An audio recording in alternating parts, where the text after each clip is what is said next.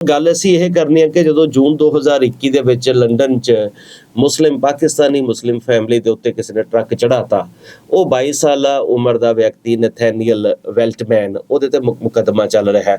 11 ਸਤੰਬਰ ਤੋਂ ਸੁਣਵਾਈ ਸ਼ੁਰੂ ਹੋਈ ਵੀ ਹੈ। ਜਦੋਂ ਉਹ ਫੜਿਆ ਗਿਆ ਸੀ, ਉਹਨੇ ਪੂਰੇ ਪਰਿਵਾਰ ਦੇ ਉੱਤੇ ਆਪਣੇ ਟਰੱਕ ਚਾੜ੍ਹਤਾ ਸੀ। ਟਰੱਕ ਜਦੋਂ ਚਾੜ੍ਹਿਆ, ਉਹਦੇ ਵਿੱਚ ਮੀਆਂ ਬੀਵੀ ਤੇ ਪਤੀ ਜਿਹੜਾ ਹੈ ਮੇਲ ਮੈਂਬਰ ਹੈ, ਉਹ ਮੀਆਂ ਬੀਵੀ, ਉਹਨਾਂ ਦੀ ਬੇਟੀ ਤੇ ਮਾਂ, 4 ਵਿਅਕਤੀ ਮੌਕੇ ਤੇ ਮਾਰੇ ਗਏ। 9 ਸਾਲ ਦਾ ਬੱਚਾ ਬਹੁਤ ਬੁਰੀ ਤਰ੍ਹਾਂ ਜ਼ਖਮੀ ਹੋਇਆ। ਟਰੱਕ ਨਾਲ ਹਮਲਾ ਕੀਤਾ ਗਿਆ। ਫਿਰ ਉਹ ਵਿਅਕਤੀ ਨਥੈਨੀਅਲ ਨੇ ਜਾ ਕੇ ਕਿਤੇ ਪਾਰਕਿੰਗ ਲੋਟ 'ਚ ਕਹਿਤਾ ਕਿ ਮੈਂ ਹੀ ਮਾਰਿਆ, ਵੀ ਪੁਲਿਸ ਬੁਲਾ ਲਓ। ਪੁਲਿਸ ਨੂੰ ਵੀ ਉਹਨੇ ਇਹੀ ਬਿਆਨ ਦਿੱਤੇ ਕਿ ਮੈਂ ਇੱਥੋਂ ਮੁਸਲਮਾਨਾਂ ਤੋਂ ਮੁਕਤ ਕਰਨਾ ਚਾਹੁੰਦਾ, ਇਹ ਚਿੱਟਿਆਂ ਦਾ ਦੇਸ਼ ਹੋਣਾ ਚਾਹੀਦਾ, ਚਿੱਟੀ ਚਮੜੀ ਦਾ ਦੇਸ਼ ਹੋਣਾ ਚਾਹੀਦਾ।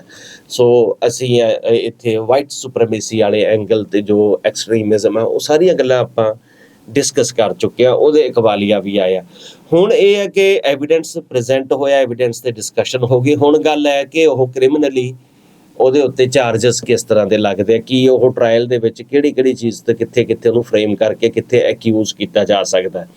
ਨਥੈਨੀਅਲ ਨੇ ਫੜੇ ਜਾਂਦੇ ਸਾਰ ਕਹਿਤਾ ਸੀ ਕਿ ਉਹਦੀ ਮਨਸ਼ਾ ਇਹੀ ਸੀ ਕਿ ਉਹ ਮੁਸਲਮਾਨਾਂ ਨੂੰ ਇੱਕ ਸੰਦੇਸ਼ ਦੇਣਾ ਚਾਹੁੰਦਾ ਸੀ ਵੀ ਛੱਡ ਕੇ ਭੱਜੋ ਮੁਲਕ, ਨਹੀਂ ਇੱਦਾਂ ਟਾਰਗੇਟ ਹੋਊਗਾ। ਮੈਂ ਆਪਣੇ ਹਿੱਸੇ ਦਾ ਆਪਣੀ ਭੂਮਿਕਾ ਅਦਾ ਕਰ ਦਿੱਤੀ। ਉਦੋਂ ਤੱਕ ਤਾਂ ਉਹਦੇ ਇਹ ਬਿਆਨ ਸੀਗੇ। ਹੁਣ ਜਦੋਂ ਅਦਾਲਤ ਵਿੱਚ ਗਏ, ਉਹਦੇ ਵਿੱਚ ਕੀ ਆਫਟਰ ਥਾਟ ਹੈ ਕੀ ਨਹੀਂ ਹੈ, ਹੁਣ ਉਹਦੇ ਤੇ ਚਰਚਾ ਚੱਲ ਰਹੀ ਹੈ ਕਿ ਪਹਿਲੇ ਦਿਨ ਇਹ ਬੰਦਾ ਜਦੋਂ ਫੜਿਆ ਗਿਆ ਸੀ, ਪੁਲਿਸ ਦੇ ਮੂਹਰੇ ਜਾ ਕੇ ਇਹਨੇ ਆਹ ਗੱਲ ਆਖੀ ਸੀ। ਹੁਣ ਇਹਦੀ ਸੈਕਿੰਡ ਸਟੇਜ ਆ ਜਾਂਦੀ ਹੈ। ਸੈਕਿੰਡ ਸਟੇਜ ਦੇ ਵਿੱਚ ਇਹਨੇ ਕਹਿਤਾ ਕਿ ਟਰੱਕ ਮੇਰਾ ਵੱਜਿਆ, ਮੇਰੇ ਹੀ ਟਰੱਕ ਦੇ ਵੱਜਣ ਨਾਲ ਉਹ ਬੰਦੇ ਮਰੇ ਨੇ। ਇਹ ਗੱਲ ਤਾਂ ਹੋ ਗਈ। ਇਹਦੇ ਡਿਫੈਂਸ ਲਾਇਰ ਨੇ ਵੀ ਮੰਨ ਲਈ, ਬਚਾਅ ਪੱਖ ਦੇ ਵਕੀਲ ਨੇ। ਹੁਣ ਦੋਨੇ ਧਿਰਾਂ ਇਸ ਗੱਲ ਨਾਲ ਸਹਿਮਤ ਨੇ ਕਿ ਟਰੱਕ ਇਹੀ ਚਲਾ ਰਿਹਾ ਸੀ ਤੇ ਇਸੇ ਟਰੱਕ ਦੀ ਟੱਕਰ ਵੱਜਣ ਨਾਲ 4 ਬੰਦੇ ਮਾਰੇ ਗਏ ਤੇ 5ਵਾਂ ਗੰਭੀਰ ਜ਼ਖਮੀ ਹੋਇਆ। ਉਸ ਦੇ ਆਧਾਰ ਤੇ ਪੁਲਿਸ ਨੇ 4 ਫਸਟ ਡਿਗਰੀ ਮਰਡਰ ਦੇ ਤੇ 1 ਸੈਕਿੰਡ ਡਿਗਰੀ, ਉਹਦਾ ਫਸਟ ਡਿਗਰੀ ਕਾਊਂਟ ਤੇ ਦੂਜਾ ਸੈਕਿੰਡ ਡਿਗਰੀ ਅਟੈਂਪਟਡ ਮਰਡਰ ਦੇ ਐਂਗਲ ਤੋਂ ਲਾ ਕੇ ਕੇਸ ਬਣਾ ਲਿਆ। ਉੱਤੇ ਉਹਦੇ ਨਾਲ ਟੈਰਰਿਜ਼ਮ, ਅੱਤਵਾਦੀ ਧਾਰਾ ਵੀ ਲਾ ਦਿੱਤੀ। ਸੋ ਇੰਨੀ ਗੱਲ ਤਾਂ ਆਪਣੇ ਕੋਲ ਹੈਗੀ ਹੈ। ਇਹਨੇ ਜਦੋਂ ਅਦਾਲਤ ਵਿੱਚ ਇਹਨੂੰ ਪੇਸ਼ ਕੀਤਾ, ਇਹਨੇ ਨੌਨ ਗਿਲਟੀ ਕਹਿਤਾ ਕਿ ਭਾਈ ਮੈਂ ਤੇ ਇਸ ਮਾਮਲੇ 'ਚ ਦੋਸ਼ੀ ਹੈ ਨਹੀਂਗਾ। ਹੁਣ ਮੋਟੀ ਜਿਹੀ ਗੱਲ ਬਚਾਅ ਪੱਖ ਦਾ ਵਕੀਲ ਇਹ ਪੇਸ਼ ਕਰ ਰਿਹਾ ਹੈ ਕਿ ਬਈ ਇਹ ਗਿਆ ਸੀ, ਇਹਨੇ ਇਹ ਗੱਲਾਂ ਕੀਤੀਆਂ, ਪਰ ਇੱਕ ਕੋਲਡ ਬਲੈਡਡ ਵੈਲ ਪਲੈਨਡ ਮਰਡਰ ਨਹੀਂ ਹੈ। ਸੋ ਇਹਨੂੰ ਮੈਨਸਲੌਟਰ ਜਾਂ ਕਲਪੇਬਲ ਹੋਮਿਸਾਈਡ ਤੱਕ ਲਿਜਾਇਆ ਜਾਵੇ। ਸੋ ਜਿਹੜਾ ਤਾਂ ਫਸਟ ਡਿਗਰੀ ਮਰਡਰ ਹੈ, ਉਹ ਟੌਪ ਕਲਾਸ ਦੇ ਵਿੱਚ ਆ ਜਾਂਦਾ। ਮੋਸਟ ਗ੍ਰੀਵੀਅਸ ਅਸੀਂ ਕੇਸ ਮੰਨਦੇ ਹਾਂ ਕਿਸੇ ਨਾਲ ਮਨੁੱਖ ਹੱਥੋਂ ਮਨੁੱਖ ਦੇ ਕਤਲ ਹੋਣ 'ਚ, ਜਿਹਦੇ ਵਿੱਚ ਵੱਧ ਤੋਂ ਵੱਧ ਸਜ਼ਾ। ਫਿਰ ਸੈਕਿੰਡ ਡਿਗਰੀ ਮਰਡਰ ਆ ਜਾਂਦਾ। ਸੋ ਇਸ ਤਰ੍ਹਾਂ ਇੱਕ ਤਾਂ ਡਿਗਰੀ ਘਟਦੀ ਹੈ। ਫਿਰ ਕਲਪੇਬਲ ਹੋਮਿਸਾਈਡ ਆ ਜਾਂਦਾ। ਇੱਕ ਜਗ੍ਹਾ ਇਹ ਵੀ ਹੁੰਦਾ ਕਿ culpable homicide not amounting to murder, ਠੀਕ ਹੈ ਜੀ। ਉਹਦੇ 'ਚ ਕੁੱਲ ਮਿਲਾ ਕੇ ਕਿ ਬੰਦਾ ਜ਼ਰੂਰ ਮੈਂ ਹੀ ਧੱਕਾ ਮਾਰਿਆ ਕਿਸੇ ਨੂੰ, ਪਰ ਮੇਰਾ ਧੱਕਾ ਮਾਰ ਕੇ ਉਹਨੂੰ ਜਾਨ ਲੈਣ ਦਾ ਮਤਲਬ ਨਹੀਂ ਸੀ। ਮੇਰੇ ਵੱਲ ਕੋਈ ਆਇਆ, ਮੈਂ ਉਹਨੂੰ ਧੱਕਾ ਮਾਰਤਾ, ਉਹ ਡਿੱਗ ਪਿਆ ਤੇ ਡਿੱਗ ਕੇ ਉਹਦੀ ਕਿਸੇ ਚੀਜ਼ ਦੇ ਉੱਤੇ ਨੁਕੀਲੀ ਤੇ ਸਿਰ ਵੱਜਿਆ ਤੇ ਕਿਸੇ ਦੀ ਮੌਤ ਹੋ ਜਾਏ। ਉੱਥੇ ਇਰਾਦਾ ਕਤਲ ਨਹੀਂ ਹੈ, ਪਰ ਉਸ ਮਾਮਲੇ ਵਿੱਚ ਕਿਸੇ ਦੇ ਸੱਟ ਵੱਧ ਲੱਗ ਗਈ। ਹੁਣ ਇੱਥੇ ਉਹ ਕਹਿੰਦੇ ਵੀ ਉਹ ਟਰੱਕ ਲੈ ਕੇ ਤੁਰਿਆ, ਇਰਾਦਾ ਕਤਲ ਨਹੀਂ ਬਣਦਾ ਹੈਗਾ ਕਿ ਇਹਨੂੰ ਨਹੀਂ ਸੀ ਪਤਾ ਵੀ ਇਸੇ ਨਾਲ ਇੰਨੇ ਕੀਤਿਆਂ ਇਹ ਬੰਦੇ ਮਾਰੇ ਵੀ ਜਾ ਸਕਦੇ ਆ। ਸੋ ਇਹਦੇ ਤੇ ਹੁਣ ਬਹਿਸ ਹੋਊਗੀ ਕਿ ਉਦੋਂ ਉਹ ਮੰਨਿਆ, ਉਦੋਂ ਉਹਨੇ ਇਹ ਗੱਲਾਂ ਕਹੀਆਂ, ਉਹ ਤੋਂ ਬਾਅਦ ਵੀ ਕਾਨੂੰਨੀ ਪੇਚੀਦਗੀਆਂ ਦੇ ਵਿੱਚ ਇਹ ਬਹਿਸ ਕਿਵੇਂ ਚੱਲਦੀ ਹੈ। ਸੋ ਮੋਟੀ ਗੱਲ ਇਹ ਹੈ। ਤੇ ਹੁਣ ਆਪਾਂ ਇਹਨੂੰ ਨੁਕਤੇ ਵਾਈਜ਼ ਦੇਖ ਲੈਂਦੇ ਹਾਂ ਕਿ ਅਦਾਲਤ ਵਿੱਚ ਇਹਦੇ ਉੱਤੇ ਡਿਸਕਸ਼ਨ ਕਿਹੋ ਜਿਹੀ ਹੁੰਦੀ ਹੈ। ਸੋ ਜਿਊਰੀ ਦੇ ਮੂਹਰੇ ਕੱਲ ਵੀ ਇਹ ਮਾਮਲੇ ਦੀ ਸੁਣਵਾਈ ਹੋਈ ਹੈ। ਅੱਜ ਫਿਰ ਅਦਾਲਤ ਵਿੱਚ ਇਸ ਮਾਮਲੇ ਦੇ ਉੱਤੇ ਗੱਲਬਾਤ ਚੱਲੂਗੀ। ਆਖਿਆ ਇਹ ਗਿਆ ਕਿ ਐਕਿਊਜ਼ ਦੀ ਬੜੀ ਟਰਾਮੇਟਾਈਜ਼ਡ ਚਾਈਲਡਹੁੱਡ ਤੇ ਮੈਂਟਲ ਹੈਲਥ ਡਿਸਆਰਡਰਸ ਰਹੇ ਨੇ, which led him to kill 3 generations of Muslim family in London. ਤੇ ਇੱਕ ਪਰਿਵਾਰ ਦੀਆਂ 3 ਪੀੜ੍ਹੀਆਂ ਇਹਦਾ ਸ਼ਿਕਾਰ ਬਣੀਆਂ, ਪਰ ਕਹਿੰਦੇ ਇਹਦਾ ਬਚਪਨ ਬੜਾ ਪ੍ਰਤਾੜਿਤ ਰਿਹਾ। ਹੁਣ ਜਦੋਂ ਅਸੀਂ ਗੱਲਾਂ ਕਰਦੇ ਹਾਂ, ਜਾਂ ਇਹਦੇ ਵਿੱਚ ਵੀ ਦੋਗਲੀਆਂ ਗੱਲਾਂ ਨੇ ਸਿਸਟਮ ਦੀਆਂ, ਆਪਾਂ ਉਹਦੇ ਤੇ ਵਿਚਾਰ ਕਰਾਂਗੇ ਕਿ ਸਿਸਟਮ ਬਣਾਉਣ ਵਾਲੇ ਕੌਣ ਹੈ? Law makers. ਲਾਅ ਮੇਕਰ ਸ਼ਬਦ ਬੜਾ ਟੇਢੀ ਕਿਸਮ ਦਾ ਸ਼ਬਦ ਹੈ, ਕਿਉਂਕਿ ਸਾਨੂੰ ਨਹੀਂ ਪਤਾ ਹੁੰਦਾ ਕਿ ਅਸੀਂ ਕਾਨੂੰਨ ਬਣਾਉਣ ਵਾਲਾ ਗਲ ਪਾਇਆ, ਤੇਰੇ ਗਲ 'ਚ ਪਵੇ ਬੇੜਵੇ ਅਕਲ ਦੇ ਅੰਨ੍ਹਿਆਂ। ਜਦੋਂ ਵੋਟ ਪਾਉਂਦੇ ਆ ਤੇ ਸ਼ਗਨ ਪੈਂਦਾ ਨਾ, ਉਹ ਕਹਿੰਦੇ ਇੱਕੋ ਜਿਹਾ ਹੀ ਕੰਮ ਹੁੰਦਾ, ਤੇ ਇਹ ਨਹੀਂ ਪਤਾ ਹੁੰਦਾ ਕਿ ਹੁਣ ਮੇਰੇ ਗਲ 'ਚ ਪੈਣ ਕੀ ਲੱਗਿਆ। ਜਦੋਂ ਅਸੀਂ ਸਰਕਾਰ ਬਣਾਉਂਦੇ ਆ, ਅਸੀਂ ਲਾਅ ਮੇਕਰ ਚੁਣਦੇ ਹਾਂ। ਉਹਨਾਂ ਬੰਦਿਆਂ ਦੇ ਹੱਥ 'ਚ ਜ਼ਿੰਮੇਵਾਰੀ ਦਿੰਦੇ ਆ ਕਿ ਤੁਸੀਂ ਸਾਡੇ ਸਮਾਜ, ਦੇਸ਼, ਸੂਬੇ ਨੂੰ ਚਲਾਉਣ ਵਾਸਤੇ ਵਧੀਆ ਕਾਨੂੰਨ ਘੜ ਕੇ ਦਿਓ। ਉਹਨਾਂ ਨੂੰ ਕਾਨੂੰਨ ਘਾੜੇ ਲਾਅ ਮੇਕਰਸ ਵੀ ਕਿਹਾ ਜਾਂਦਾ। ਅਸੀਂ MLA ਕਹਿ ਕੇ ਸਾਰ ਲੈਂਦੇ ਹਾਂ। MLA ਜੀ ਆਏ ਨੇ ਤੇ ਜਨਮ ਦਿਨ ਤੇ ਬੁਲਾ ਲਿਆ, 2 ਫੋਟੋਆਂ ਲਹਾ ਲਈਆਂ, ਇੱਥੇ ਕੰਮ ਨਹੀਂ। ਸੋ ਇਹ ਬਣਾਉਂਦੇ ਆ ਕਾਨੂੰਨ। ਹੁਣ ਕਾਨੂੰਨਾਂ ਦੇ ਵਿੱਚ ਤੁਸੀਂ ਇੱਕ ਗੱਲ ਦੇਖੋ ਕਿ ਅੱਤਵਾਦੀ ਕੋਈ ਕਿਵੇਂ ਬਣਦਾ। ਜੇ ਉਹਦੀ ਟਰਾਮੇਟਾਈਜ਼ਡ ਹਿਸਟਰੀ ਹੈ, ਮੈਂਟਲ ਹਿਸਟਰੀ ਆਉਂਦੀ ਹੈ ਤੇ ਉਹ ਕਿਸੇ ਨੂੰ ਟਾਰਗੇਟ ਬਣਾ ਲੈਂਦੇ ਆ, ਤੇ ਫਿਰ ਇਸ ਹਿਸਾਬ ਨਾਲ ਡਿਸਕਸ਼ਨ ਹੋ ਕੇ ਕਿਸੇ ਦਾ ਅਧਿਐਨ ਕੀਤਾ ਜਾ ਸਕਦਾ ਕਿ ਬਈ ਪਹਿਲਾਂ ਇਹਦੀ ਮੈਂਟਲ ਪੋਜੀਸ਼ਨ ਚੈੱਕ ਕਰਾਓ, ਇਹਦੀ ਹਿਸਟਰੀ ਚੈੱਕ ਕਰੋ। ਪਰ ਜਦੋਂ ਕਿਸੇ ਦੇਸ਼ਾਂ ਦੇ ਉੱਤੇ ਅੱਤਵਾਦੀ ਹਮਲੇ ਹੁੰਦੇ ਆ ਤੇ ਨਾਲ ਦੀ ਨਾਲ ਕਹਿੰਦੇ ਵੀ ਪੂਰੇ ਦਾ ਪੂਰਾ ਦੇਸ਼ ਹੀ ਖਤਮ ਕਰ ਦਿਓ। ਜੇ ਤਾਂ ਹੁਣ ਉਹੀ ਜਿਹੜੀ ਅੱਜ ਕੱਲ੍ਹ ਇਜ਼ਰਾਈਲ ਦੀ ਸਰਕਾਰ ਦੀ ਜਾਂ ਉੱਥੇ ਦੇ ਸਰਕਾਰ ਚਲਾਉਣ ਵਾਲਿਆਂ ਦੇ ਜਿਹੇ ਜਿਹੇ ਬਿਆਨ ਆ ਵੀ ਇੱਕ ਵਾਰੀ ਹਮਾਸ ਦੇ ਹਮਲੇ ਤੋਂ ਬਾਅਦ ਪੂਰਾ ਗਾਜ਼ਾ ਹੀ ਜਿਹੜਾ ਲਪੇਟ ਦੋ ਹੁਣ ਫੜ ਕੇ, ਇਸ ਹਿਸਾਬ ਨਾਲ ਇਹ ਪਰਿਵਾਰਾਂ ਨੂੰ ਵੀ ਇਸ ਤਰ੍ਹਾਂ ਦੇਖਿਆ ਜਾ ਸਕਦਾ। ਕਿੱਥੇ ਅਸੀਂ ਵਿਚਾਰ ਕਰਦੇ ਹਾਂ, ਕਿੱਥੇ ਅਸੀਂ ਇਹ ਕਹਿ ਦਿੰਦੇ ਹਾਂ ਕਿ ਅੱਤਵਾਦੀ ਆਪਣੀ ਗਰਾਊਂਡ ਕੁਝ ਹੋਰ ਹੈ ਤੇ ਇੱਥੇ ਜਾ ਕੇ ਇਸ ਆਧਾਰ ਦੇ ਉੱਤੇ ਇਹਨੂੰ ਕਿਵੇਂ ਵੇਖਣਾ। So he had a message for Muslims, leave this country or you and your loved ones could be next. Action speaks louder than words, and his actions were louder than a bomb and every bit as deadly. So Crown Prosecutor Fraser Baugh ਉਹਨਾਂ ਨੇ ਇਹ ਗੱਲ ਰੱਖੀ ਹੈ, ਕਹਿੰਦੇ ਵੀ ਇਹਦੀ ਕਰਨੀ ਹੈ ਜਿਹੜੀ ਉਹ ਕਥਨੀ ਤੋਂ ਵੀ ਜ਼ਿਆਦਾ ਭਿਅੰਕਰ ਹੈ। ਇਹ ਹੁਣ ਚਾਹੇ ਕੁਛ ਮਰਜ਼ੀ ਕਹੀ ਚੱਲੇ, ਮੈਂ ਮਾਰਨਾ ਚਾਹੁੰਦਾ ਸੀ, ਨਹੀਂ ਚਾਹੁੰਦਾ ਸੀ, ਮੈਂ ਬਿਮਾਰ ਸੀ, ਮੈਂ ਠੀਕ ਸੀ, ਜੋ ਘਟਨਾਕ੍ਰਮ ਦੀ ਤਰਤੀਬ ਮੂਹਰੇ ਆਈ ਹੈ, ਜੋ ਅਸੀਂ ਐਵੀਡੈਂਸ ਦੇਖਿਆ, ਉੱਥੋਂ ਜਿਹੜੀ ਇਹਦੀ ਕਰਨੀ ਹੈ ਉਹਦੇ ਤੇ ਜ਼ਿਆਦਾ ਫੋਕਸ ਕਰਨ ਦੀ ਲੋੜ ਹੈ। ਇਹਦੀ ਬਿਆਨਬਾਜ਼ੀ ਤੇ ਨਾ ਜਾਓ ਕਿ ਇਹਨੇ ਕਿਹੜੀ ਹਾਲਤ ਵਿੱਚ ਆ ਕੇ ਕੀ ਗੱਲ ਕਹੀ ਹੈ। ਜੋ ਇਹਨੇ ਕਰਕੇ ਮੂਹਰੇ ਨਰਸੰਹਾਰ ਕਰਕੇ ਦਿਖਾਤਾ, ਜਿਸ ਤਰ੍ਹਾਂ ਦਾ ਇਹ ਕਤਲੇਆਮ ਕੀਤਾ, ਉਹਨੂੰ ਆਧਾਰ ਵਿੱਚ ਲੈਣਾ ਚਾਹੀਦਾ। ਉਹ ਕਹਿੰਦੇ ਕਿ ਹੀ can change his story now but he cannot change the facts. ਜੋ ਸਾਡੇ ਕੋਲ ਸਬੂਤ ਆਏ ਆ ਉਹ ਨਹੀਂ ਬਦਲ ਸਕਦੇ, ਇਹ ਆਪਦੀ ਕਹਾਣੀ ਬਦਲ ਸਕਦਾ। ਜਿਹੜਾ ਐਵੀਡੈਂਸ ਹੈ ਉਹ ਬੜਾ ਸਟਰੋਂਗ ਹੈ ਤੇ this it was all in service of his brutal message. He made the conscious choice to fill himself full of hate for Muslims and to plan and execute a murderous attack. ठीक है जी, ਇੱਥੇ ਤੱਕ ਇਹਨਾਂ ਨੇ ਆਪਣੀ ਗੱਲ ਰੱਖੀ ਸਰਕਾਰੀ ਪੱਖ ਨੇ। As Crown and defense lawyer delivered their closing statements, 10 ਹਫ਼ਤੇ ਚੱਲੀ ਹੈ ਇਹ।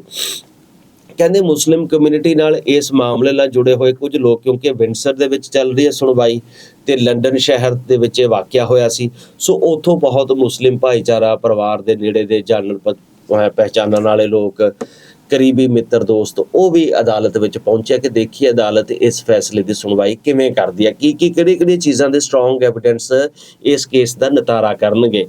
ਸੋ ਕਹਿੰਦੇ ਤੁਸੀਂ ਇੱਕ ਗੱਲ ਨੋਟ ਕਰੋ, the accused never once touched the brake before the impact. ਜਦੋਂ ਇਹ ਗੱਡੀ ਭਜਾ ਕੇ ਲਿਆਇਆ, ਜਦੋਂ ਗੱਡੀ ਵੱਜਣ ਲੱਗਿਆ, ਅਦਾਲਤ ਵਿੱਚ ਉਹ ਸੀਨ ਦਿਖਾਇਆ, ਪਰ ਉਹਨਾਂ ਨੇ ਐਨ ਗੱਡੀ ਵੱਜਣ ਤੋਂ ਪਹਿਲਾਂ ਵੀਡੀਓ ਰੋਕ ਲਿਆ ਤਾਂ ਕਿ ਉਹ ਕਿਸੇ ਨੂੰ ਡਿਸਟਰਬ ਨਾ ਕਰੇ। ਸੋ ਗੱਡੀ ਜਿਵੇਂ ਲੈ ਕੇ ਆਉਂਦਾ ਹੈ ਔਰ ਜੋ ਗੱਡੀ ਦੀ ਹਿਸਟਰੀ ਪੜ੍ਹਦੇ ਹਾਂ ਆਪਾਂ, ਜੋ ਇੰਪੈਕਟ ਤੋਂ ਬਾਅਦ ਦੇਖਦੇ ਹਾਂ, ਇੱਕ ਵਾਰ ਵੀ ਕਹਿੰਦੇ ਨੇ ਬ੍ਰੇਕ ਨਹੀਂ ਲਾਈ, ਪੂਰੇ ਜ਼ੋਰ ਨਾਲ ਟਰੱਕ ਲਿਆਂਦਾ, ਭਜਾਇਆ ਤੇ ਬੜੀ ਪ੍ਰੀਸਾਈਜ਼ ਡਰਾਈਵਿੰਗ ਹੈ। ਇਹ ਨਹੀਂ ਵੀ ਲੋਟੜੀਆਂ ਖਾਂਦੀ ਗੱਡੀ ਜਾ ਰਹੀ ਹੈ, ਸੰਭਲ ਨਹੀਂ ਰਿਹਾ, ਨਸ਼ੇ 'ਚ ਹੈ, ਕੋਈ ਨਹੀਂ, ਬੜੇ ਕੰਟਰੋਲਡ ਤਰੀਕੇ ਨਾਲ ਗੱਡੀ ਚਲਾਈ। ਡਰਾਈਵਿੰਗ ਵਾਜ਼ ਲੀਥਲ ਤੇ ਉਹ ਜਾਨਲੇਵਾ ਤਰੀਕੇ ਨਾਲ ਹੀ ਟਰੱਕ ਲਿਜਾ ਕੇ ਉੱਤੇ ਚੜਾਇਆ। ਹਿਜ਼ ਡਰਾਈਵਿੰਗ ਵਾਜ਼ ਇੰਟੈਂਸ਼ਨਲ। ਉਹਦੇ ਵਿੱਚ ਕੋਈ ਹਾਦਸਾ ਹੋਣ ਵਾਲੀ ਗੱਲ ਨਹੀਂ ਨਜ਼ਰ ਆਉਂਦੀ ਕਿ ਗੱਡੀ ਕਿਤੇ ਬੇਕਾਬੂ ਹੋ ਗਈ, ਇਸ ਤਰ੍ਹਾਂ ਦੀ ਗੱਲ ਨਹੀਂ। ਹੀ seems to be in full control. He not seems to be, the facts were there. ਉੱਪਰ ਉਸ ਚੀਜ਼ ਨੂੰ ਸਟਰੋਂਗ ਐਵੀਡੈਂਸ ਬਣਾ ਰਹੇ ਆ ਕਿ ਬਈ ਇਹਨੇ ਸਾਰਾ ਕੁਛ ਸੋਚ ਸਮਝ ਕੇ ਕੀਤਾ ਹੈ। He hit exactly who he wanted to hit, ਤੇ ਇਹਨੇ ਗੱਡੀ ਲਿਜਾ ਕੇ ਉਵੇਂ ਹੀ ਮਾਰੀ ਹੈ ਜਿਨ੍ਹਾਂ ਦੇ ਵਿੱਚ ਇਹ ਜਿਸ ਢੰਗ ਨਾਲ ਮਾਰਨੀ ਚਾਹੁੰਦਾ ਸੀ।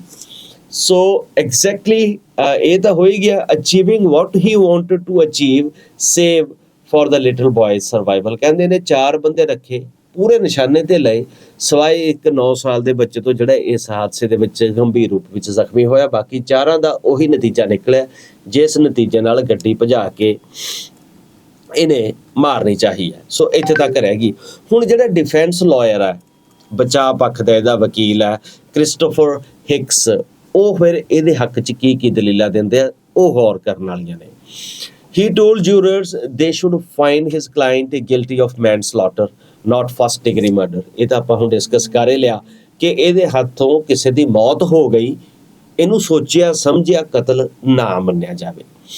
ਸੋਚਿਆ ਸਮਝਿਆ ਕਤਲ, ਹਾਲਾਂਕਿ ਉਹ ਗੱਡੀ ਭਜਾ ਕੇ ਲੈ ਗਿਆ। ਹੁਣ ਇਹ ਦਲੀਲ ਦਾ ਆਧਾਰ ਕੀ ਬਣਾਉਂਦੇ ਆ, ਉਹ ਇੰਟਰਸਟਿੰਗ ਹੈਗਾ। ਹੀ is responsible for the deaths of these people. ਇਹ 'ਚ ਕੋਈ ਸ਼ੱਕ ਨਹੀਂ ਕਿ ਇਹੀ ਜ਼ਿੰਮੇਵਾਰ ਨਜ਼ਰ ਆਉਂਦਾ ਔਰ ਇਹ ਜ਼ਿੰਮੇਵਾਰ ਹੈ ਵੀ ਆ ਉਹਨਾਂ ਦੀ ਮੌਤ ਦਾ। He is guilty of homicide of manslaughter. ਇਹਦੇ ਹੱਥੋਂ ਬੰਦੇ ਮਰੇ ਨੇ, ਕਤਲ ਨਹੀਂ ਕੀਤੇ, ਹੱਥੋਂ ਬੰਦੇ ਮਾਰੇ ਗਏ। ਕਹਾਣੀ 'ਚ ਫਰਕ ਹੈ। ਇਸ ਨੇ ਜਾਣ ਬੁੱਝ ਕੇ ਸੋਚੀ ਸਮਝੀ ਸਾਜ਼ਿਸ਼ ਨਾਲ ਕਤਲ ਕੀਤਾ ਜਾਂ ਇਹਦੀ ਗਤੀਵਿਧੀ ਦੇ ਦੌਰਾਨ, ਇਹਦੀ ਕਾਰਵਾਈ ਦੇ ਦੌਰਾਨ ਕਿਸੇ ਦੀ ਜਾਨ ਚਲੀ ਗਈ। ਦੋਨਾਂ 'ਚ ਫਰਕ ਹੈ। ਹੁਣ ਉਹ ਕਿਵੇਂ ਕਹਿੰਦਾ, ਬਚਾਅ ਪੱਖ ਦੇ ਵਕੀਲ ਦੀ ਆਪਾਂ ਦਲੀਲ ਸੁਣਾਂਗੇ।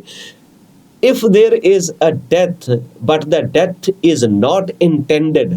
ਕਹਿੰਦੇ ਜੇ ਕਿਤੇ ਮੌਤ ਹੋ ਜਾਵੇ ਪਰ ਅਸੀਂ, ਸਾਡੀ ਮਨਸ਼ਾ, ਸਾਡਾ ਇਰਾਦਾ ਕਿਸੇ ਨੂੰ ਮਾਰਨ ਦਾ ਨਹੀਂ ਸੀ, ਫਿਰ ਉੱਥੇ ਕਤਲ ਨਹੀਂ, ਫਿਰ ਉੱਥੇ ਮੌਤ ਦੇ ਚਾਰਜਸ ਲੱਗਣੇ ਚਾਹੀਦੇ ਆ। Instead his client was in turmoil over a long period of mental decline after becoming obsessed with white nationalist Islamophobic content on the internet। ਹੁਣ ਇਦਾਂ ਦਾ ਕੰਟੈਂਟ ਦੇਖਿਆ ਜਿਹ 'ਚ ਗੋਰਾ ਨਸਲਵਾਦ ਦੀ ਭਰਿਆ ਗਿਆ, ਮੁਸਲਮਾਨਾਂ ਦੇ ਖਿਲਾਫ ਨਫ਼ਰਤ ਭਰੇਗੀ, ਇੰਟਰਨੈਟ ਤੇ ਦੇਖਦਾ, ਘਰ ਦੇ ਵਿੱਚ ਪਰਵਰਿਸ਼ ਚੰਗੀ ਨਹੀਂ। ਬਈ ਇਸ ਤਰ੍ਹਾਂ ਤਾਂ ਸਾਨੂੰ ਇਸ ਆਧਾਰ ਦੇ ਉੱਤੇ ਤਾਂ ਬਹੁਤ ਸਾਰੇ ਅੱਤਵਾਦੀ ਮਾਮਲਿਆਂ ਤੇ ਨਜਿੱਠਣਾ ਚਾਹੀਦਾ ਸੀ। ਜਦੋਂ ਡਰੋਨ ਅਟੈਕ ਨਾਲ ਅਸੀਂ ਕਹਿੰਦੇ ਆ ਕਿ ਅਫਗਾਨਿਸਤਾਨ ਤੇ ਹਮਲੇ ਕਰ ਦਿਓ, ਇਰਾਕ 'ਚ ਵੈਪਨ ਆਫ ਮਾਸ ਡਿਸਟਰਕਸ਼ਨ ਹੈ, ਉੱਥੇ ਵੀ ਸਾਡੀ ਅਪਰੋਚ ਇਹੀ ਹੋਣੀ ਚਾਹੀਦੀ ਵੀ ਪਹਿਲਾਂ ਬੰਦਾ ਚੈੱਕ ਕਰੋ, ਉਹਦੀ ਹਿਸਟਰੀ ਲੈ ਕੇ ਆਓ, ਠੀਕ ਹੈ ਜੀ, ਫਿਰ ਉਹਦੀ ਪੂਰੀ ਪ੍ਰੋਫਾਈਲ ਚੈੱਕ ਕਰੋ, ਫਿਰ ਦੇਖੋ ਵੀ ਭਾਈ ਮੈਂਟਲੀ ਡਿਸਟਰਬ ਹੈਗਾ ਕਿ ਨਹੀਂ ਹੈਗਾ, ਫਿਰ ਉਸ ਹਿਸਾਬ ਨਾਲ ਕਾਰਵਾਈ ਕਰੀਏ ਨਾ। ਅਸੀਂ ਤਾਂ, ਮੈਂ ਜਿੰਨੇ ਵੀ ਹੁਣ ਤੱਕ ਪ੍ਰੋਗਰਾਮ ਕੀਤੇ ਆ, ਮੈਂ ਇੱਕੋ ਹੀ ਗੱਲ ਕਹਿਣਾ ਹੁੰਦਾ, ਇਹ ਸ਼ਰੀਰਾਂ ਨੂੰ ਮਾਰਨ ਦੀ ਖੇਡ ਖੇਡਦੇ ਆ, ਜਦ ਕਿ ਇਹ ਵਿਚਾਰਧਾਰਕ ਲੜਾਈਆਂ ਨੇ, ਚਾਹੇ ਵਿਚਾਰ ਮਾੜਾ ਚਾਹੇ ਚੰਗਾ, ਉਹ ਆਖਰ ਆਈਡੀਆ ਤਾਂ ਫਿਰ ਵੀ ਨਹੀਂ ਮਰਦਾ। ਅੱਜ ਤੱਕ ਕੋਈ ਆਈਡੀਆ ਨਹੀਂ ਮਰਿਆ, ਸਿਰਫ ਬੰਦੇ ਮਾਰੇ ਜਾ ਸਕਦੇ ਆ। ਸੋ ਇੱਥੇ ਵੀ ਇਹੀ ਹੈ। ਹੁਣ ਅਫਗਾਨਿਸਤਾਨ ਦੇ ਜਦੋਂ ਤਾਲਿਬਾਨ ਕੋਈ ਬਚਿਆ ਨਹੀਂ, ਜਾਂ ਫਿਰ ਸਾਰਾ ਅਫਗਾਨਿਸਤਾਨ ਮਾਰ ਕੇ ਤਾਲਿਬਾਨ ਖਤਮ ਹੋ ਜਾਊਗਾ, ਇਹ ਵੀ ਗੱਲ ਨਹੀਂ ਬਣਦੀ। ਸੋ ਅੱਤਵਾਦ ਕੌਣ ਹੈ ਫਿਰ, ਕਿਹੜੀ ਕਿਹੜੀ ਸਕਿਨ 'ਚ ਅੱਤਵਾਦੀ ਨੇ? ਕਿ ਅਰੈਬਿਕ ਬੋਲਣ ਵਾਲੇ ਅੱਤਵਾਦੀ ਹੁੰਦੇ ਨੇ, ਅਰਬਕ ਦੇਸ਼ਾਂ ਦੇ ਹੁੰਦੇ ਆ, ਕਿ ਕੈਨੇਡਾ 'ਚ ਵੀ ਅੱਤਵਾਦੀ ਪੈਦਾ ਹੋ ਸਕਦਾ? ਜੇ ਕੈਨੇਡਾ ਦੇ ਵਿੱਚ ਹੋ ਸਕਦਾ ਤਾਂ ਫਿਰ ਉਹਦੇ ਕਾਰਨ ਕੀ ਨੇ? ਇਹ ਲੰਮੀ ਬਹਿਸ ਹੈ। ਪਰ ਅਸੀਂ ਮੁੜ ਕੇ ਉਹਦੇ ਨਾਲ ਆਉਂਦੇ ਹਾਂ। ਹਿਕਸ ਕੀ ਗੱਲ ਕਰਦੇ ਆ, ਕਹਿੰਦੇ ਕਈ ਜਿਹੜੇ ਬਹੁਤ ਮਹੱਤਵਪੂਰਨ ਅੰਸ਼ ਨੇ ਇਸ ਮਾਮਲੇ ਦੇ, ਉਹਦੇ ਉੱਤੇ ਜੋ ਐਵੀਡੈਂਸ, ਜੋ ਸਬੂਤ ਪੇਸ਼ ਕੀਤੇ ਗਏ ਨੇ, ਉਹ ਬੜੇ ਕਮਜ਼ੋਰ ਨੇ। ਹੁਣ ਉਹ ਕਮਜ਼ੋਰੀਆਂ ਕਿਹੜੀਆਂ ਕਿਹੜੀਆਂ ਕਹਿ ਰਹੇ ਇਸ ਮਾਮਲੇ ਦੇ ਵਿੱਚ? His client was a runaway freight train headed for an explosion। ਕਹਿੰਦੇ ਉਹ ਇੱਕ ਤਰ੍ਹਾਂ ਨਾਲ ਆਇਆ ਸੀ ਜਿਵੇਂ ਬੇਕਾਬੂ ਹੋਈ ਮਾਲ ਗੱਡੀ ਆ। ਕਹਿੰਦਾ ਜਿਹੜਾ ਮੇਰਾ ਕਲਾਇੰਟ ਹੈ, ਜੋ ਮੇਰਾ ਮੁਵੱਕਿਲ ਹੈ, ਉਹਦੀ ਹਾਲਤ ਉਸ ਵਕਤ ਇਹ ਸੀ ਜਿਵੇਂ ਬੇਕਾਬੂ ਹੋਈ ਮਾਲ ਗੱਡੀ ਤੇ ਕਿਸੇ ਦੇ ਜਾ ਵੱਜਦੀ ਹੈ ਤੇ ਫਿਰ ਉਹ ਵੱਡਾ ਧਮਾਕਾ ਕਰ ਦਿੰਦੀ ਆ, ਉਹ ਗੱਲ ਸੀ। ਇਹ ਬੇਕਾਬੂ ਹੋਇਆ ਹੋਇਆ ਪਰਸਨ ਹੈ। In the weeks and months before attacking the family, when he left his apartment, he had no plan। ਹੁਣ ਇਹਨੇ ਇੱਥੇ ਗੱਲ ਕਹਿ ਦਿੱਤੀ ਕਿ ਜਦੋਂ ਅਪਾਰਟਮੈਂਟ ਤੋਂ ਤੁਰਿਆ ਹੈ, ਉਹਦੀ ਕੋਈ ਯੋਜਨਾ ਨਹੀਂ ਸੀ। Maybe he thought about crashing into Muslims. ਕਹਿੰਦੇ ਹੋ ਸਕਦਾ ਉਹਦੇ ਮਨ 'ਚ ਇਹ ਵਿਚਾਰ ਹੋਵੇ ਕਿ ਮੁਸਲਮਾਨਾਂ ਤੇ ਗੱਡੀ ਚੜਾ ਦੇਣੀ ਹੈ, but thinking is not planning. Wow, ਇੱਥੇ ਹੈ ਕਹਾਣੀ ਕਿ ਸਿਰਫ ਸੋਚਣਾ ਤੇ ਯੋਜਨਾ ਬਣਾ ਲੈਣਾ, ਦੋਨਾਂ 'ਚ ਫਰਕ ਹੈ। ਕਿ ਕਦੋਂ ਤੁਸੀਂ ਸੋਚਦੇ ਹੋ ਤੇ ਕਦੋਂ ਤੁਸੀਂ ਯੋਜਨਾ ਬਣਾਈ ਹੈ, ਉਹਨਾਂ ਦੇ ਵਿੱਚ ਕੀ ਕੀ ਫਰਕ ਹੈ, ਠੀਕ ਹੈ ਜੀ। ਕਹਿੰਦੇ ਉਹਦੇ ਮਨ 'ਚ ਖਿਆਲ ਆਇਆ ਵੀ ਮੁਸਲਮਾਨ ਮਾਰ ਦੇਣੇ ਚਾਹੀਦੇ, ਮਨ 'ਚ ਤਾਂ ਕਿਸੇ ਦੇ ਵੀ ਖਿਆਲ ਆ ਸਕਦਾ ਵੀ ਧਰਤੀ ਤਬਾਹ ਕਰ ਦੇਣੀ ਚਾਹੀਦੀ ਹੈ। ਹੁਣ ਮੈਂ ਕਹਿਤਾ, ਮੂੰਹ 'ਚੋਂ ਬੋਲਤਾ, ਚੱਕ ਲਓ ਰਮਨਜੀਤ ਨੂੰ, ਤੁਹਾਡੇ ਵਾਲੀ ਥਿਊਰੀ ਮਨ। ਕੀ ਰਮਨਜੀਤ ਯੋਜਨਾ ਬਣਾ ਰਿਹਾ ਹੈ? ਕਿ ਰਮਨਜੀਤ ਨੇ ਧਰਤੀ ਨੂੰ ਦੇਖਿਆ ਵੀ ਉਹਨੂੰ ਤਬਾਹ ਕਰਨ ਲਈ ਇੰਨਾ ਬਰੂਦ ਚਾਹੀਦਾ, ਇੰਨੇ ਵਜੇ ਹਮਲਾ ਕਰਨਾ ਚਾਹੀਦਾ, ਇਸ ਐਂਗਲ ਤੋਂ ਕਰਨਾ ਚਾਹੀਦਾ, ਬਚਾਅ ਵਿੱਚ ਫਿਰ ਮੈਂ ਕੀ ਕਰੂੰਗਾ? ਆ ਜਾਓ ਹੁਣ ਉਸ ਗੱਲ ਤੇ ਆਉਂਦੇ ਆ। ਕਹਿੰਦੇ drive at them not to kill them. ਇਹਦੀ ਇੱਛਾ ਇਹ ਸੀ ਵੀ ਉਹਨਾਂ ਤੇ ਗੱਡੀ ਤਾਂ ਚੜਾਉਣੀ ਹੈ, ਪਰ ਗੱਡੀ ਚੜਾ ਕੇ ਉਹਨਾਂ ਨੂੰ ਮਾਰਨਾ ਨਹੀਂ ਹੈ। The accused is also not mentally capable of forming criminal intent, but he did kill the family। ਕਹਿੰਦੇ ਐਡਾ ਇਹ ਦਿਮਾਗੀ ਤੌਰ ਦੇ ਉੱਤੇ ਸੂਝਵਾਨ, ਠੀਕ ਹੈ ਜੀ, ਜਾਂ ਇਹਦੀ ਇੰਨੀ ਮਾਨਸਿਕ ਮਨੋਦਸ਼ਾ ਜਾਂ ਇਹਦੀ ਇੰਨੀ ਮਾਨਸਿਕ ਸਮਰੱਥਾ ਨਹੀਂ ਸੀ, ਦਿਮਾਗੀ ਸਮਰੱਥਾ ਇਹਦੀ ਇਸ ਪੱਧਰ ਦੀ ਨਹੀਂ ਸੀ ਕਿ ਇਹ ਕਿਸੇ ਨੂੰ ਇਸ ਪੱਧਰ ਦਾ ਅਪਰਾਧਕ ਨਿਸ਼ਾਨਾ ਬਣਾ ਸਕਦਾ, ਆਪਣੀ ਅਪਰਾਧਕ ਯੋਜਨਾ ਦਾ ਨਿਸ਼ਾਨਾ ਬਣਾ ਸਕਦਾ। ਪਰ ਦੂਜੇ ਪਾਸੇ ਕਹਿੰਦੇ ਜੇ ਇਹਦੇ ਕੱਪੜੇ ਦੇਖੋ, ਬॉल ਡਿਸਪਿਊਟਡ ਦੈਟ, ਹਿਕਸ ਨੂੰ ਸਰਕਾਰੀ ਵਕੀਲ ਉਹ ਫਿਰ ਡਿਸਪਿਊਟ ਕਰਦਾ, ਕਹਿੰਦਾ ਬਾਈ ਜੀ ਖੜ ਜਾਓ, ਤੁਸੀਂ ਜੋ ਗੱਲ ਪੇਸ਼ ਕਰ ਰਹੇ ਹੋ ਉਹਦੇ ਹਿਸਾਬ ਨਾਲ ਇਹਦੀ ਤਿਆਰੀ ਤਾਂ ਦੇਖ ਲਓ। ਕਹਿੰਦੇ ਹੀ ਪਲੇਡ ਦੀ ਜਿਊਰੀ ਦੀ 911 ਕਾਲ, 911 ਕਾਲ ਸੁਣਾਈ ਉਹਨਾਂ ਨੇ ਜਿਊਰੀ ਮੂਹਰੇ, presented earlier in the trial in which the accused said, ਉਸ ਕਾਲ ਵਿੱਚ ਉਹ ਕਹਿ ਰਿਹਾ I did it, it was me who killed them, so get here and arrest me। ਕਹਿੰਦੇ ਮੈਂ ਹੀ ਕੀਤਾ, ਇਹ ਮੈਂ ਹੀ ਹੈ ਜਿਹਨੇ ਇਹਨਾਂ ਨੂੰ ਮਾਰਿਆ, ਸੋ ਆ ਜਾਓ ਤੇ ਮੈਨੂੰ ਗ੍ਰਿਫਤਾਰ ਕਰ ਲਓ।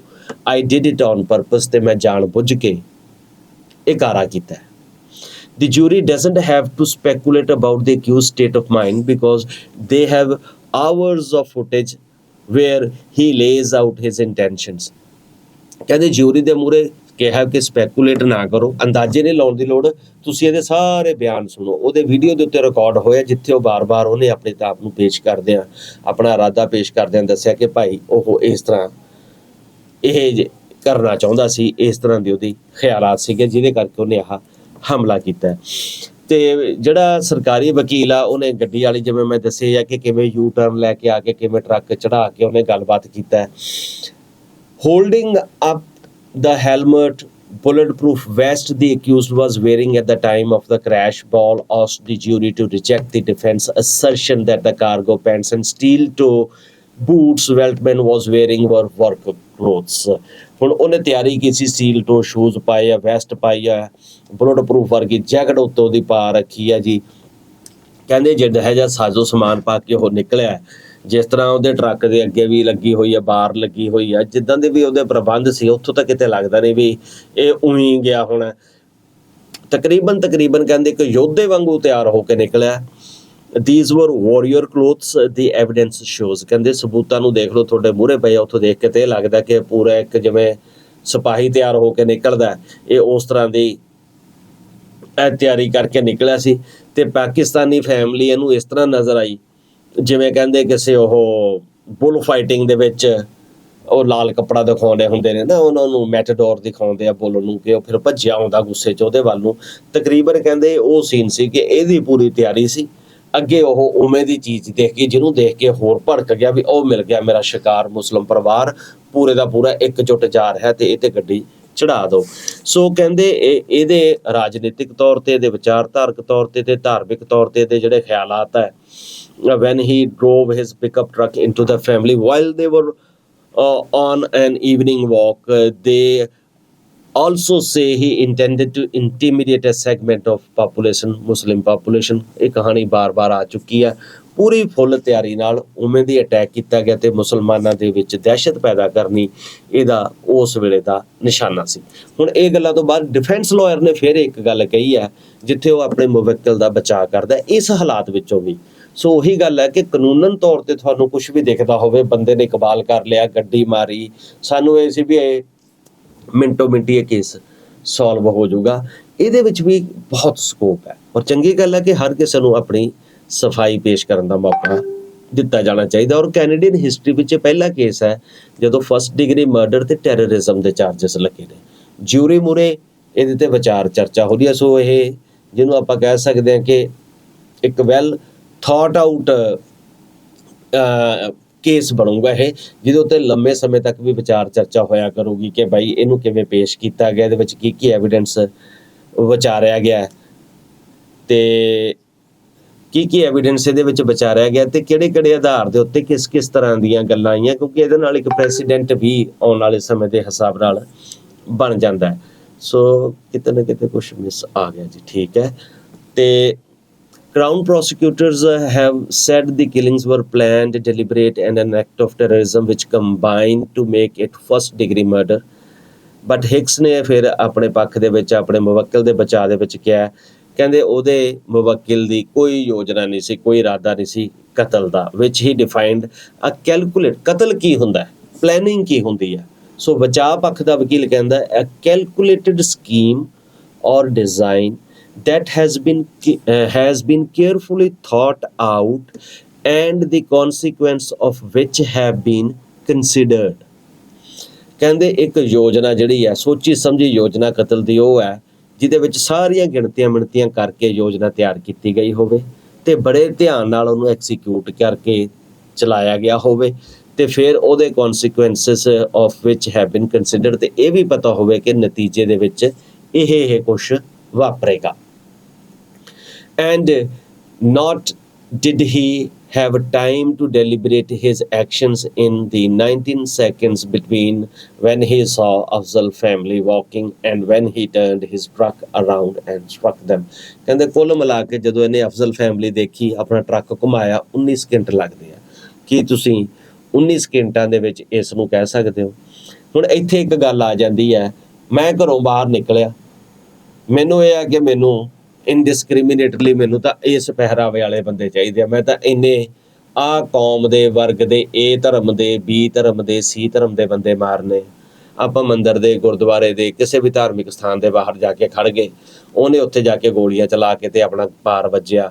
ਬਹੁਤ ਲੋਕ ਬੰਬਾਂ ਦੇ ਬੰਬ ਧਰ ਦਿੰਦੇ ਆ, ਚੱਲਦੀਆਂ ਬੱਸਾਂ 'ਚ ਮੈਂ ਬੰਬ ਧਮਾਕੇ ਇੱਥੇ ਪੰਜਾਬ 'ਚ ਹੀ ਪਲੇ ਆ ਤਾਂ ਬੰਬ ਰੱਖ ਕੇ ਉਤਰ ਗਏ, ਬਾਅਦ 'ਚ ਬੰਬ ਫਟ ਗਿਆ ਤੇ ਆਪਾਂ ਕਹੀਏ ਵੀ 2 ਮਿੰਟ ਹੀ ਲੱਗੇ ਆ, ਕਿਤੇ ਕੋਈ ਰੋਟੀ ਵਾਲਾ ਡੱਬਾ ਧਰ ਕੇ ਪਰਾਂ ਨਿਕਲ ਜਾਂਦੇ ਸੀ।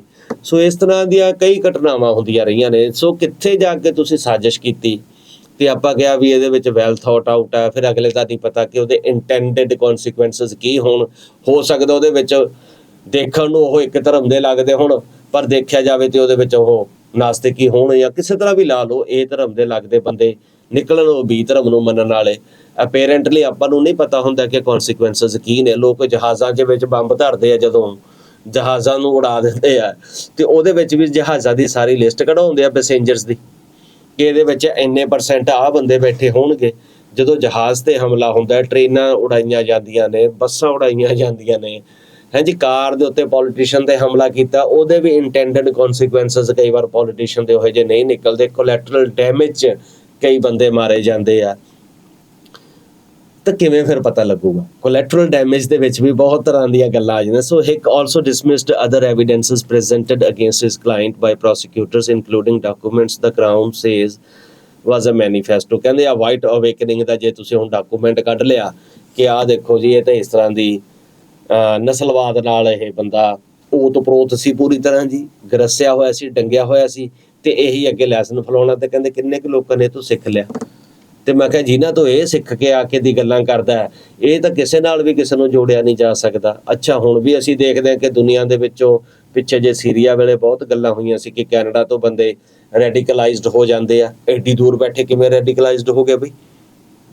ਉਹ ਵੀ ਵੀਡੀਓ ਦੇਖਦੇ ਸੀ, ਉਦੋਂ ਆਪਾਂ ਇਹ ਪਰਚੇ ਦਰਜ ਵੀ ਕੀਤੇ ਆ। ਮੈਂ ਕੈਨੇਡਾ 'ਚ ਬੈਠਾ ਹੀ ਆ ਖਬਰਾਂ ਕਰੀ ਜਾਂਦਾ ਹੁੰਦਾ ਸੀ ਕਿ ਜੀ ਉਹਨਾਂ ਨੇ ਉੱਥੋਂ ਕਰ ਲਿਆ, ਫਿਰ ਉਹ ਆਈਸਿਸ ਜੁਆਇਨ ਕਰਕੇ ਉਹ ਕੈਨੇਡਾ ਤੋਂ ਤੁਰੀ ਗਈ, ਉਹ ਇੱਕ ਕੁੜੀ ਇੰਗਲੈਂਡ ਤੋਂ ਚਲੀ ਗਈ ਸੀ। ਸੁਣਦੇ ਨਾ ਕਹਾਣੀਆਂ, ਇਹ ਬਾਲ ਕਹਾਣੀਆਂ ਆਤੀ ਜਾਤੀ ਰਹਿਤੀ ਹੈ। ਇੰਟਰਪ੍ਰੀਟੇਸ਼ਨ ਦੇ ਵਿੱਚ ਕੋਈ ਚੀਜ਼ ਕਿਸ ਤਰ੍ਹਾਂ ਸਾਬਤ ਹੋ ਜਾਂਦੀ ਹੈ। ਕਈ ਵਾਰ ਜਿਸ ਸਪਿਰਿਟ ਨਾਲ ਕਾਨੂੰਨ ਬਣੇ ਹੁੰਦੇ ਆ ਤੇ ਜਿਸ ਸਪਿਰਿਟ ਦੇ ਵਿੱਚ ਕਿਸੇ ਮਾਮਲੇ ਦਾ ਅਦਾਲਤੀ ਫੈਸਲਾ ਮੂਹਰੇ ਆਉਂਦਾ ਹੈ, ਤੱਥੋਂ ਔਰ ਗਵਾहों को ख्याल में रखते हुए है ना, ਉਹ ਕਹਾਣੀਆਂ ਕਈ ਵਾਰੀ ਆਪਸ 'ਚ ਮੇਲ ਖਾਂਦੀਆਂ ਨਜ਼ਰ ਨਹੀਂ ਆਉਂਦੀਆਂ। ਅਸੀਂ ਬਹੁਤ ਵਾਰ ਅਦਾਲਤ ਦੇ ਫੈਸਲੇ ਉਹਨਾਂ ਨੂੰ ਜਦੋਂ ਦੇਖਦੇ ਹਾਂ, ਉਹਨਾਂ ਦੀ ਜਦੋਂ ਤੋਂ ਵਿਆਖਿਆ ਕਰਨ ਦੀ ਕੋਸ਼ਿਸ਼ ਕਰਦੇ ਹਾਂ ਜਾਂ ਸਮਝਣ ਦੀ ਕੋਸ਼ਿਸ਼ ਕਰਦੇ ਹਾਂ, ਕਈ ਵਾਰ ਬਹੁਤ ਰਾਹਤ ਦੇਣ ਵਾਲੇ ਵੀ ਹੁੰਦੇ ਆ। ਕਈ ਵਾਰ ਅਦਾਲਤਾਂ ਦੇ ਫੈਸਲੇ ਤੋਂ ਲੋਕ ਖੁਸ਼ ਵੀ ਨਹੀਂ ਹੁੰਦੇ, ਕਈ ਵਾਰ ਨਾਰਾਜ਼ ਹੋ ਜਾਂਦੇ ਆ, ਕਈ ਵਾਰ ਹੈਰਾਨ ਹੋ ਜਾਂਦੇ ਆ ਤੇ ਕਈ ਵਾਰ ਇਹ ਵੀ ਹੁੰਦਾ ਕਿ ਅੱਜ ਮੈਨੂੰ ਸਮਝ ਨਹੀਂ ਆਇਆ, ਪਰ ਅੱਜ ਤੋਂ 10 ਸਾਲਾਂ ਬਾਅਦ ਕਹਿੰਦੇ ਆ ਕਿ ਉਹ ਜਿਹੜਾ ਫੈਸਲਾ ਹੋਇਆ ਸੀ ਉਦੋਂ ਲੋਕਾਂ ਨੇ ਉਹਨੂੰ ਐਕਸੈਪਟ ਨਹੀਂ ਕੀਤਾ, ਚੰਗਾ ਨਹੀਂ ਸੀ ਮੰਨਿਆ, ਪਰ ਅੱਜ ਆ ਕੇ ਪਤਾ ਲੱਗਦਾ ਕਿ ਬੜਾ ਇਨਕਲਾਬੀ ਔਰ ਸਮੇਂ ਤੋਂ ਪਹਿਲਾਂ ਦਾ ਫੈਸਲਾ ਸੀ। ਇਹੀ ਜ਼ਿੰਦਗੀ ਦਾ ਇੱਕ ਸੱਚ ਹੈ ਕਿ ਅਸੀਂ ਆਪਣੇ ਸਮੇਂ ਦੇ ਵਿੱਚ ਆਪਣੇ ਹਾਲਾਤ ਦੇ ਮੁਤਾਬਕ ਕਿੰਨੀਆਂ ਕੁ ਗੱਲਾਂ ਨੂੰ ਸਹੀ ਸਮਝਣ ਦੀ ਸਮਰੱਥਾ ਆਪਣੇ ਵਿੱਚ ਪੈਦਾ ਕਰ ਸਕਾਂਗੇ। ਸੋ ਇਸ ਕੇਸ ਦੇ ਵਿੱਚ ਅਜੇ ਇੰਨਾ ਹੀ।